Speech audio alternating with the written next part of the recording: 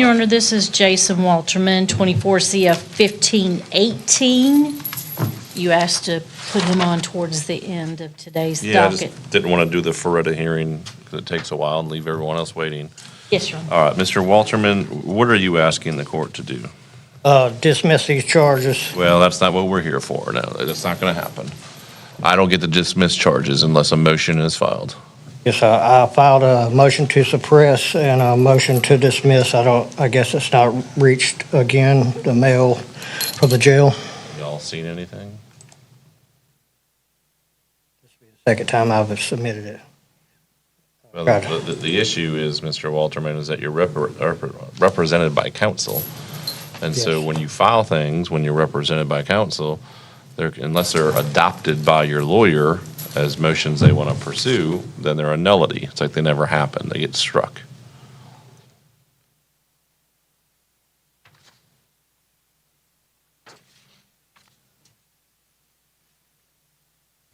So other than dismissing the case, what are you asking for? You reviewed discovery, see it's been amended several times due to the unlawful traffic stop. Everything that's supposed or alleged evidence is inadmissible in court. The charges are completely fraudulent. I did not possess a gallon of methamphetamines nor a gram of fentanyl at all. It was a targeted, Mr. Walterman, yes, sir. earlier you said you wanted to talk to me about either representing yourself or getting a different lawyer. So that's what I brought you back to talk about. Yes, sir. Yes, I asked counsel to put these motions in with the case law, and I did all the work and told her about it. She didn't submit it, so here I am. I guess I need to represent myself. I don't want to be another statistic. Raise your right hand. Do you swear or affirm the testimony you're about to give is the truth, the whole truth, and nothing but the truth? So help me God. All right. State your full name and date of birth. Jason Michael Walterman, 79, and 45 years old. Welcome back to the channel, folks. And oh boy, do we have a case for you today. We're diving straight into Florida, because of course Florida, where we've got a defendant named Jason Walter who believes he can outsmart the justice system by representing himself.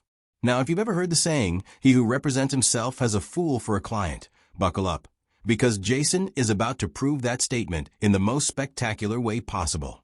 This isn't just a traffic ticket. We're talking felony-level charges involving meth and fentanyl. And instead of leaning on an experienced lawyer, Jason thinks he's the next Perry Mason. But here's the kicker. He hasn't even finished high school, doesn't know the evidence code, and believes he's the target of a grand government conspiracy. Sounds like the perfect defense strategy, right? Mr. Walterman, do you understand that lawyers have an ethical obligation not to pursue motions that they don't think that they can't in good faith think they're going to win? You understand that? I realized that it's working against me, that's for sure. That's not what my question was. My question is, do you understand if you ask your attorney to file a motion that he or she says, I don't think I've got a good faith basis to file, they're not going to file one because it would be unethical for them to do so? I guess that's why we're here today, Okay. needing to relieve But my counsel. again, my question is, do you understand that? Do I understand that it's, that she didn't want to put the motion in for me? I asked you a question. I asked if you understood it. That usually involves a yes or no answer. Yes. Okay, so you do understand that. So you've asked to file, or you've actually filed your own motions, but since you're represented, they're a nullity. Okay? I must submit those? Unless you're representing yourself. But I have to go through what's called a Ferretta inquiry to find out if I think you're able to represent yourself. So, again, what are you asking for today? I would like to represent myself. Okay. Do not believe that the council has my best interest at heart or All right, so the issue, do you want to represent yourself, or you just have an issue with your current counsel? I realize the state's attorney's office is running the whole program between the sheriff's department, the public defender's office, even the outreach or conflict counsel. And, as much corruption as I've seen them operating at, I don't feel safe with any of them handling my life. Manufacturing charges, tampering with evidence, falsifying police reports and certified documentation, targeting individuals, me especially, defamating my character publicly, personally. Why do you think you're being targeted? That I have not. Here's where we see the first big red flag. Jason insists the charges are fraudulent, claims the evidence is inadmissible, and even flat out denies possessing drugs at all. On the surface, that might sound like a standard defendant protest. But here's the issue. Jason isn't following the procedure. In court, everything has to move through proper motions filed by an attorney. And since his lawyer hasn't adopted any of his paperwork, the judge reminds him that his motions are basically meaningless. Think of it like turning in your homework to the wrong teacher. It doesn't count. This is the first of many moments where Jason's lack of legal knowledge is about to put him deeper in a hole. Stuck with no resources, I don't have any law library, real. Yeah, but you understand that you're currently in jail because you failed to appear for your Yes, sir. trial date. I sure did. All right, so are you trying to represent yourself? Yes, sir. That's what you want, okay. How far have you gone in school, Mr. Walterman? Almost the 12th grade. If I asked to verify information, I'm not trying to be offensive or anything like that, Mr. Walterman, but what you said was you didn't finish high school. No, sir. Did you get your GED? No, sir. And do you have a career field? Professional construction worker, supervisor, superintendent. Okay. And when's the last time that you've worked?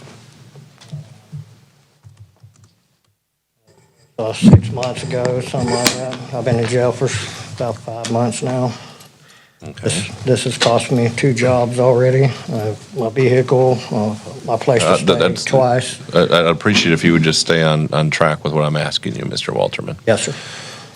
Have you ever represented yourself before? No, sir. Not in a court of law.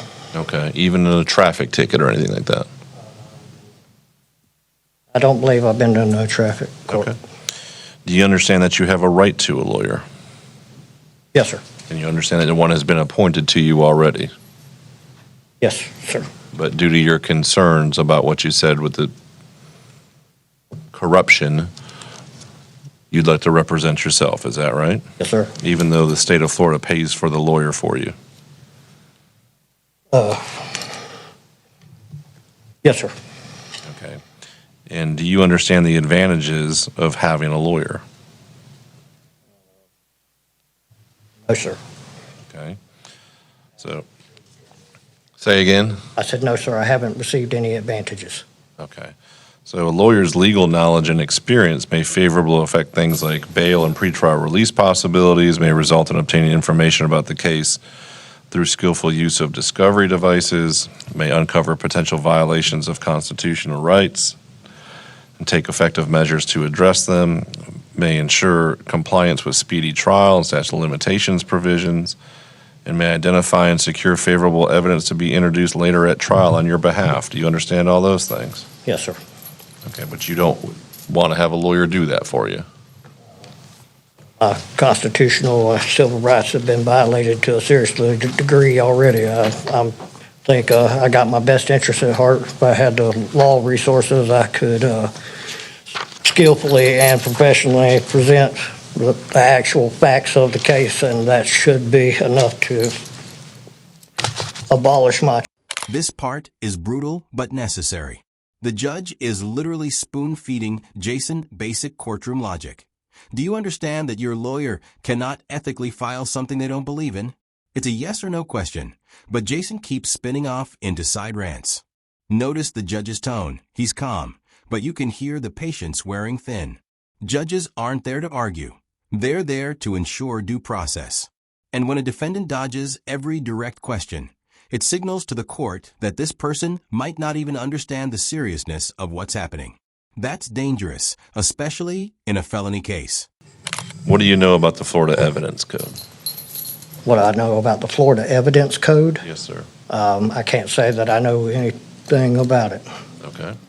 I haven't had access to any of my evidence except for the discovery. And then the times that I discussed my discovery with my counsel, the discovery got re-amended again and again. Okay, but how do you think it's been amended? It says so right in the I understand, but what changed? the amount of people that was at the stop to begin with. Why do you know? How do you know how many people were at the stop? I was present. Okay. So, because I'm reading in your motion that you filed to suppress evidence that you said there was 12 to 15 law enforcement officers on scene within 6 seconds of them pulling you over. Yes, sir. So We were sitting still in a parking lot when they come into the parking lot with no lights. I'm not asking you about the facts of your case, sir. Yes, I'm sir. just trying to make sure I understand your issues with discovery. Yes. If you know that there was 12 to 15 law enforcement officers there, what's the issue with them amending to make sure all of them are listed in discovery? Well, they didn't present the evidence until I said something about it. There was just one account or two accounts of an officer on the scene where it took me saying something for them to add some more officers on there, which still there's only one account of video footage. When there's that many officers on the scene, there should be that many video accounts plus their vehicles. You know, they exist and they were there. That's part of the evidence that's not being presented. Also, the arrest report has Jason Walterman. My name is Jason Walterman, spelled wrong. My description is wrong as well. And there's many discrepancies and false statements in that arrest report. Mr. Sheik, do you know how many discovery exhibits the state has filed? I believe there are the original discovery and then two amended, Your Honor. One was just adding more of the officers that were present on the scene, and then the other one was the FDLE report, Your Honor. Here, Jason dives headfirst into conspiracy territory. He accuses basically the entire justice system, sheriff's office, prosecutors, public defenders, of running some massive operation against him personally. Now, juries might buy into one corrupt cop or a flawed investigation, but painting everyone as part of a shadowy plot? That's where credibility evaporates. It's a classic sovereign citizen style tactic. If you can't win on facts, claim the system is rigged. The problem? Unless you can prove it with actual evidence, the judge is going to see it as delusion, not defense. I mean, I'm looking at the discovery exhibits because you said they've added a bunch of officers. No, Hold on. From my reading of it, the only one they added on the amended discovery exhibit was a Deputy Langer. Everyone else was already listed, and if you read on the actual exhibit, it says, this amended discovery adds previously unlisted Deputy Sheriff Langer and recategorizes the deputy sheriffs who were previously disclosed in initial discovery dated 8/6/24. So it only added one person. It just recategorized people as they need to be under Florida Rule of Procedure 3.220. The second amended discovery added an FDLE chemist, who I'm assuming tested the substances to determine what they were. So there's only one new law enforcement officer that was added, and you made it sound like there was 12 to 15. I'm asking where's their accounts of being on that scene? It only shows those few officers where there was a whole lot more. Like I said, but before I could put the gear shifter in park, there was a splash of a targeted, coordinated event, not an everyday ordinary traffic stop as my counsel told me it was. My tag light was not out of place, nor was the tag. It was right on the bumper. I'm not asking you anything about the facts of the case, sir. Mr. Walterman, have you ever seen a criminal trial? Have you ever seen jury selection? No, sir. You think it might be an advantage to have a lawyer who's participated in trials and jury selection to aid you through this process? I couldn't afford an attorney that was in my interest. You understand that at a trial you have the right to remain silent? Yes, sir. And do you understand at a trial you have a right to testify and tell your side of it? Yes, sir. Do you think it might be an advantage to have a lawyer to counsel you on as to which one would be better for you and give you the pros and cons of those things? Yes, sir. Okay. Had a lawyer, but I didn't receive any sureties or counsel of upholding nature. I'm not sure what you're saying.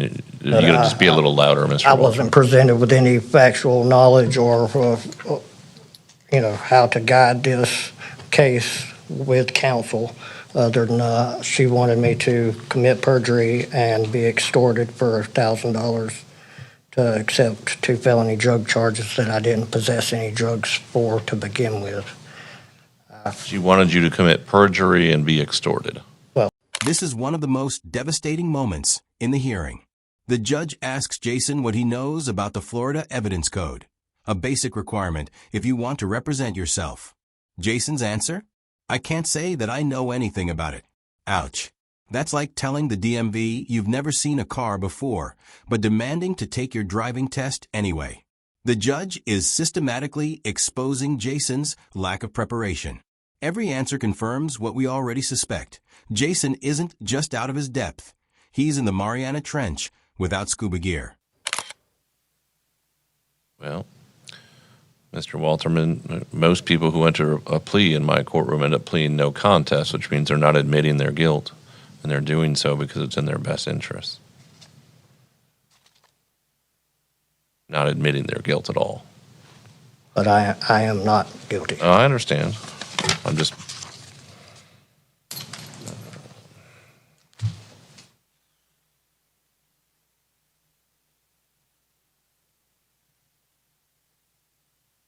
Do you understand that a lawyer can call witnesses for you and make sure they come to court?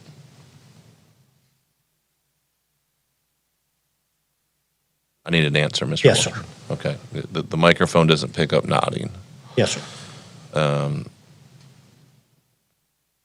Do you feel that you could question witnesses who appear against you? Yes, sir. Okay. Have you ever cross-examined a witness before? No, sir. So based on my earlier questions about knowing the evidence code, wouldn't it be helpful to have someone who is familiar with the evidence code question the witnesses? Would most certainly be helpful. Okay. But you don't want that advantage? Yes, just counsel would be just fine with me. I was stating I haven't received that. Okay. But again, I've asked you if you had an issue with your lawyer, and you said you just want to represent yourself. Well, my best interest wasn't being looked out for. That's why I was needing to. How so? I did the work, studied the case law that backed up the findings for